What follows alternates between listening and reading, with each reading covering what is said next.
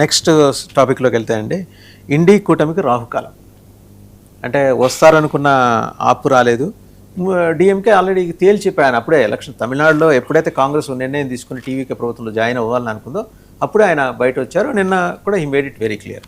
ఇంకెవరున్నారండి అంటే కాంగ్రెస్ పార్టీకి దాపురించిన ఇలాంటి దరిద్రం ఇంతకుముందు ఏ పార్టీకి ఇక మీద ఏ పార్టీకి రాదేమో అనిపిస్తుంది.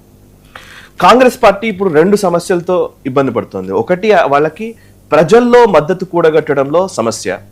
రెండు, వాళ్ళ పోటీ అంతా కూడా అంటే వాళ్ళు మీరు అబ్జర్వ్ చేసి చూస్తే కాంగ్రెస్ వర్సెస్ బీజేపీ ఫైట్ ఉన్నటువంటి రాష్ట్రాల్లో 95% 98% ఒక కర్ణాటక మినహా చాలా రాష్ట్రాల్లో Congress versus BJP direct fight ఉన్నటువంటి రాష్ట్రాలన్నింటిలో బీజేపీ గెలుస్తోంది.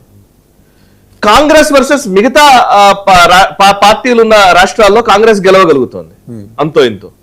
ఇప్పుడు మీరు కేరళ చూడండి, కేరళ విజయం సాధించగలిగారు, తెలంగాణ విజయం సాధించగలిగారు. ఓకే, కర్ణాటక ఒకటే కాంగ్రెస్ వర్సెస్ బీజేపీ, మిగతా ఎక్కడా కూడా కాంగ్రెస్ వర్సెస్ బీజేపీ ఉంది అంటే బీజేపీ గెలుస్తోంది. అవును, నిజానికి కాంగ్రెస్ ఏం చేయాలి? బీజేపీని హెడ్ ఆన్ తీసుకొని బీజేపీని ఓడించగలిగితే కాంగ్రెస్ ప్రాబల్యం పెరుగుతుంది, రాహుల్ గాంధీ ప్రాభవం పెరుగుతుంది. కానీ జరుగుతుంది గత 12 సంవత్సరాల్లో మనం చూస్తూ ఉంటే కాంగ్రెస్ మిగతా పార్టీల మీద గెలుస్తోంది లేదా ఓడిపోతుంది, ఇట్లాంటి పరిస్థితి ఉంది. అప్పుడు ఏమవుతుందంటే కాంగ్రెస్ చుట్టూ ర్యాలీ అవుతారు మిగతా పార్టీల నాయకులు, అండ్ కాంగ్రెస్ మిగతా పార్టీల్ని గెలిపించగలగాలి. ఇప్పుడు ఫర్ ఎగ్జాంపుల్ బీహార్ ఉందనుకోండి, బీహార్లో ఆర్జేడీ కనుక గెలిచి ఉంటే కాంగ్రెస్ వెయిటేజ్ పెరిగేది, రైట్? సో ఇప్పుడు ఆమ్ ఆద్మీ పార్టీ ఉంది, ఢిల్లీలో Aam Aadmi party versus BJP నెలకొంది. అప్పుడు కాంగ్రెస్ పార్టీ అసలు ఇర్రెలవెంట్, అసలు ఏం లేదు. అదే పంజాబ్కి వచ్చేసరికి ఆమ్ ఆద్మీ పార్టీ వర్సెస్ కాంగ్రెస్, అక్కడ బీజేపీ థర్డ్ లో ఉంది. సో అంటే బీజేపీ ఏం చేస్తోంది? తమ కూటమి పార్టీలు అన్నింటినీ కలుపుకొని వెళ్ళగలుగుతోంది. కొత్త పార్టీలు, బయట ఉన్నటువంటి తటస్థంగా ఉన్న పార్టీలో లేకపోతే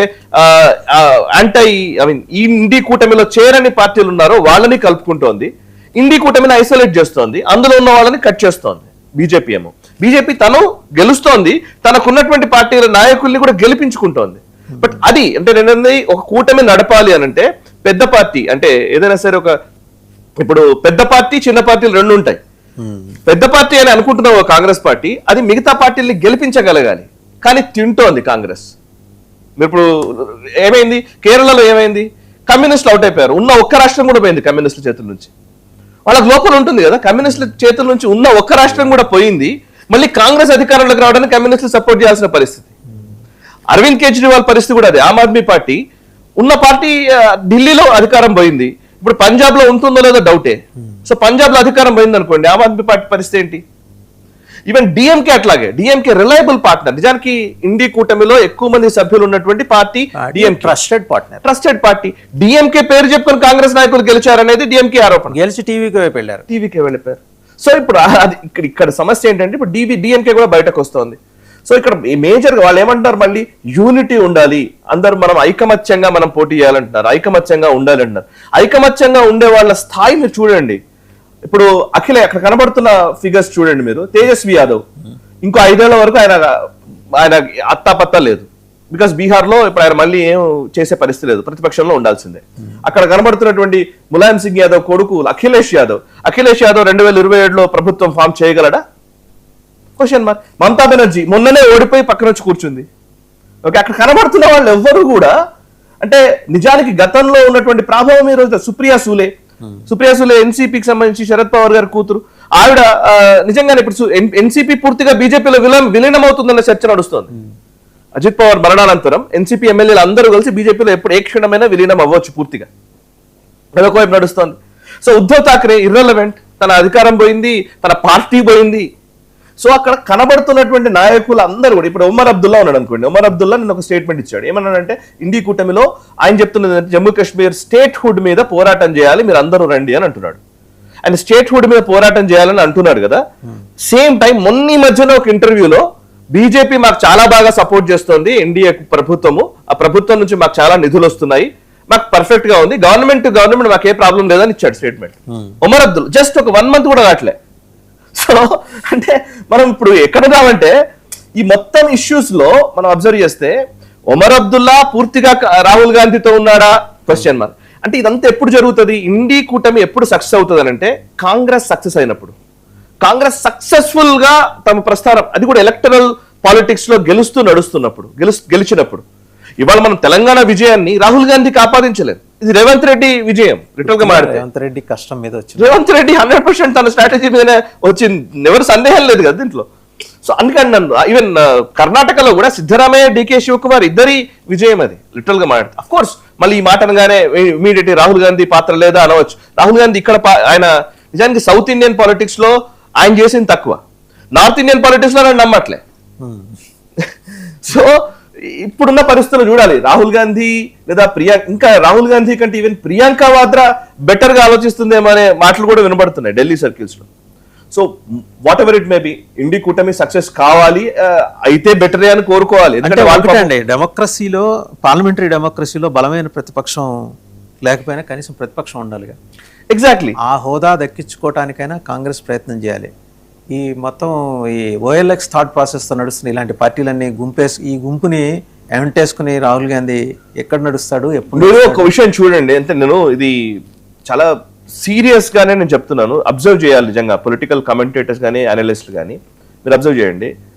రాహుల్ గాంధీ, ఒకవేళ రాహుల్ గాంధీ ఉన్నాడు, ఆయన కూడా పెద్ద చదువుకున్నాడు, ఇంగ్లీష్ చదువులు చదువుకొని వచ్చాడు, చాలా అద్భుతంగా స్కూబా డైవింగ్ చేస్తున్నాడు, స్విమ్మింగ్ చేస్తున్నాడు, ఒక యంగ్స్టర్స్ కి రిప్రజెంట్ చేసేటువంటి వ్యక్తి అని చూపిస్తున్నారు.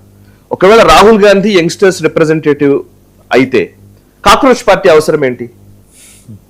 కాక్రోచ్ పార్టీ యంగ్స్టర్స్ రిప్రజెంట్ చేస్తుంది అంటే రాహుల్ గాంధీ ఫెయిల్ అయినట్ట కాదా? లిటరల్లీ కాంగ్రెస్ పార్టీ ఏం వాళ్ళు డైరెక్ట్ గా బీజేపీని హెడ్ ఆన్ తీసుకుంటున్న వాళ్ళే, వాళ్ళు డైరెక్ట్ బీజేపీకి వ్యతిరేకమైన వ్యాఖ్యలు చేస్తున్న వాళ్ళే. యునో నాకు అసలు చాలా సౌరవ్ దాస్ గానీ అక్కడ ఉన్నటువంటి స్పోక్స్ పర్సన్స్ వాళ్ళందరూ కూడా ఉమర్ ఖాలిద్ ని, షార్జిల్ ఇమామ్ ని పొగిడిన వాళ్ళు. ఉమర్ ఖాలిద్ ని పొగిడాడంటేనే ఖతం అయిపోయింది. ఇంకా అసలు అది ఆ పార్టీ కాదు, ఆ మనిషి వ్యక్తిత్వం మీద లేకపోతే వాడికి ఉన్నటువంటి పొలిటికల్ నాలెడ్జ్ మీద మనం ఒక అంచనాకు రావచ్చు. నేను చాలా క్లియర్ గా చెప్తున్నాను. ఈవెన్ రాహుల్ గాంధీ విషయంలో, రాహుల్ గాంధీ ఇది యాక్చువల్లీ బీజేపీ ఫెయిల్యూర్ వల్ల కాంగ్రెస్ పార్టీ వచ్చింది అంటున్నారు. నో, కాంగ్రెస్ ఫెయిల్యూర్ వల్ల కాంగ్రెస్ పార్టీ వచ్చింది. మీరు అబ్జర్వ్ చేస్తే క్లియర్ గా. ఒకవేళ కాంగ్రెస్ పార్టీ కొన్ని ఓట్లు, ఇందాక మీరు ఆఫ్ స్క్రీన్ అడుగుతారు, కాంగ్రెస్ పార్టీ కనుక కొన్ని ఓట్లు తీసుకుందంటే ఎవరు ఓట్లు పోతాయి? కాంగ్రెస్ ఓట్లు పోతాయి.